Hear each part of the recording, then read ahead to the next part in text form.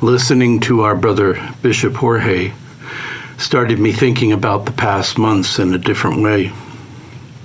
In all that has happened, what has been shown to me?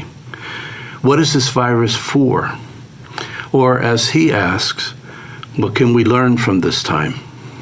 I take that to prayer. At this point in my life, my basic prayer stance now is to listen to all that happens in life and with others, and to myself. My prayerful listening is not passive. This is work, the work of reflection, the discipline of paying attention. It requires staying informed. It requires reflective engagement with the world, with the things that happen.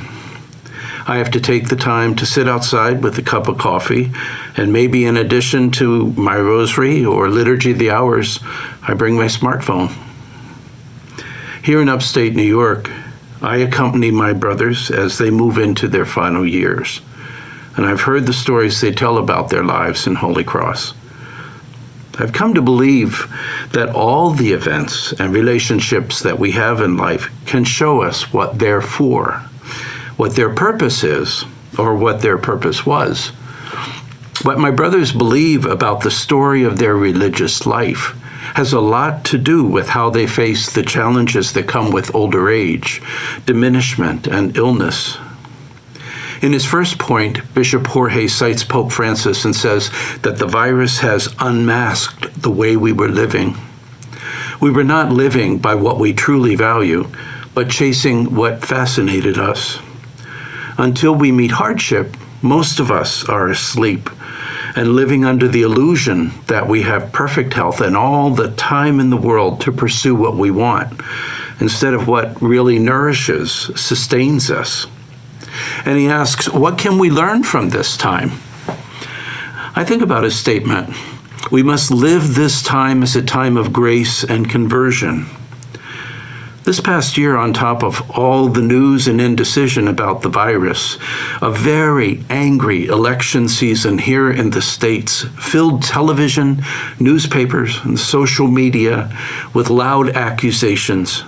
And they weren't helping me live this time as a time of grace and conversion. Seeing this, I've begun to pray in a wider way. I've turned off the TV, taken times to shut off the phone. I've begun to spend the quiet hours reading, painting, writing. When I took time away from the noise, I began to see that this time could be a gift in a way. A time, as he says, for deeper conversion. At first, I felt guilty for this. There's a lot of people suffering, and I wasn't able to go off the property here to help those suffering without endangering those I live with. I would ask myself, as Bishop Jorge mentions in his 9th point, where was my apostolic zeal? I want to do what some of my family members are doing in Washington, D.C. as medical personnel and nurses. They're working directly with victims of the virus on the front line. Bishop Jorge says that they are the ones Pope Francis calls the silent workers. I want to be one.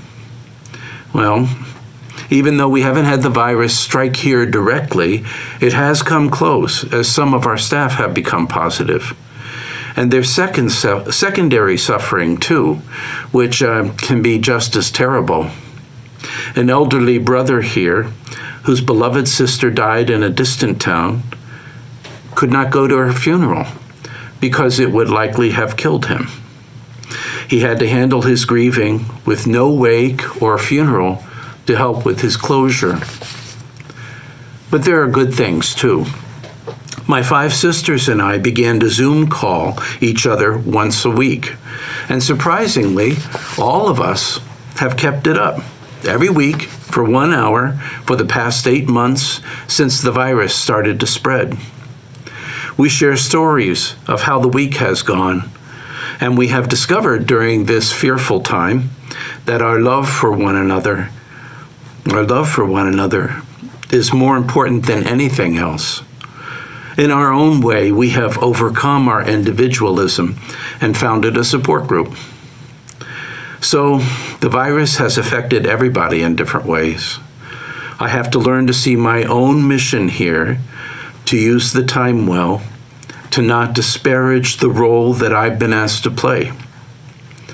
I still don't completely understand what I've seemingly been asked to do.